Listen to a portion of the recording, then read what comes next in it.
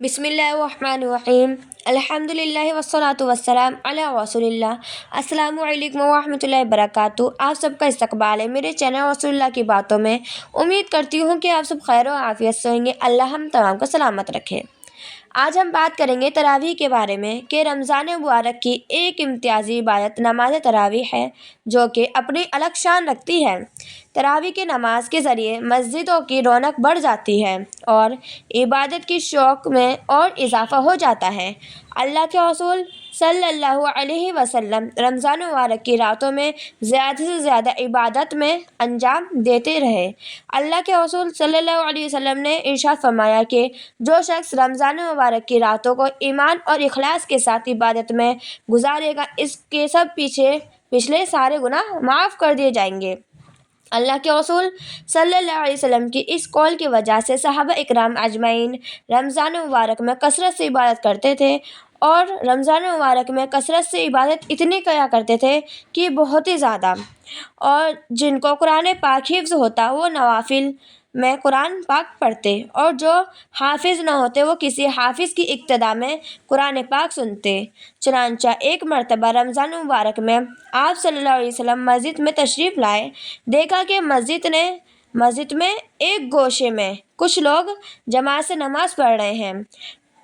تو بس اللہ کے رسول صلی اللہ علیہ وسلم نے دریافت کیا کہ یہ لوگ کیا کر رہے ہیں، تو کسی نے جواب دیا کہ اے اللہ کے رسول صلی اللہ علیہ وسلم، یہ وہ حضرات ہیں جن کو قرآن پاک حفظ نہیں ہے۔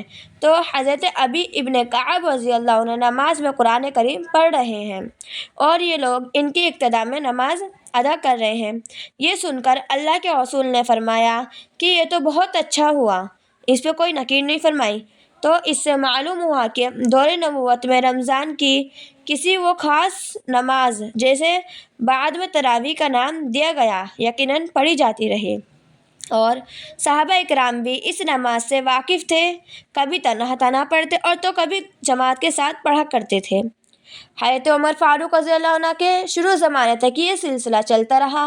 پھر حضرت عمر فاروق رضی اللہ عنہ نے یہ دیکھ کر کہ لوگ مسجد میں تنہا یا چھوٹی چھوٹی جماعت بنا کر نماز تراویح پڑھتے ہیں، تو بس انہوں نے یہ سوچ لیا، یہ مناسب سمجھا کہ ایک بڑی جماعت قائم کر دی جائے، اور آپ نے صحابہ رضی اللہ عنہ کے سب سے بڑے قاری حضرت ابی ابن کعب رضی اللہ عنہ کو تراویح کا امام بنا دیا، اور صحابہ رضی اللہ عنہ حضرت ابی ابن کعب رضی اللہ عنہ کی اقتداء میں نماز پڑھتے، جو کہ حفظ قرآن میں سب سے افضل تھے۔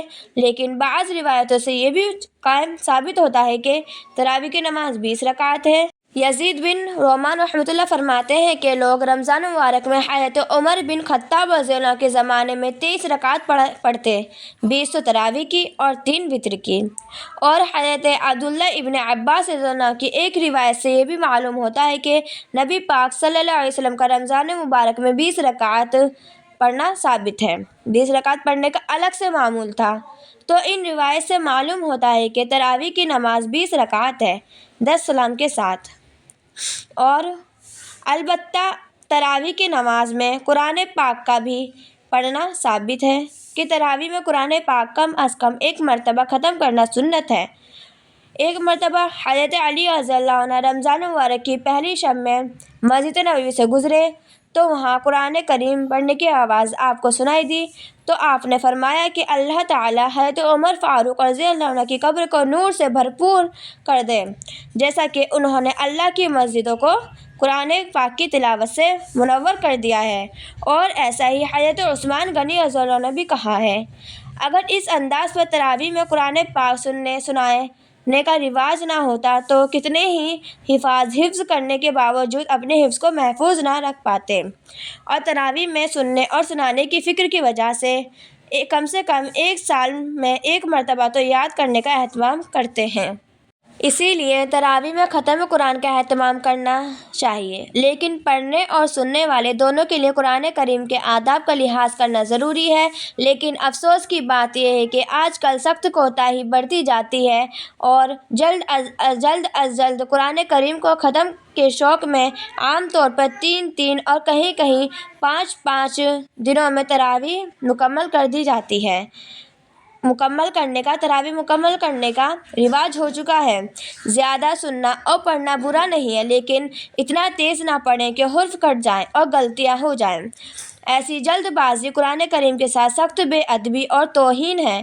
بہتر یہ ہے کہ روزانہ اتنی مقدار میں قرآن پاک سنایا جائے کہ 27 یا 29ویں شب میں ایک قرآن پاک ختم ہو جائے، تاکہ پورے مہینے تراویح کی پابندی ذوق و شوق سے ہو جائے۔ اللہ رب العزت ہم تمام کو شریعت کی صحیح سمجھ عطا فرمائے۔ دعاؤں میں یاد رکھیے گا۔ السلام علیکم ورحمۃ اللہ وبرکاتہ۔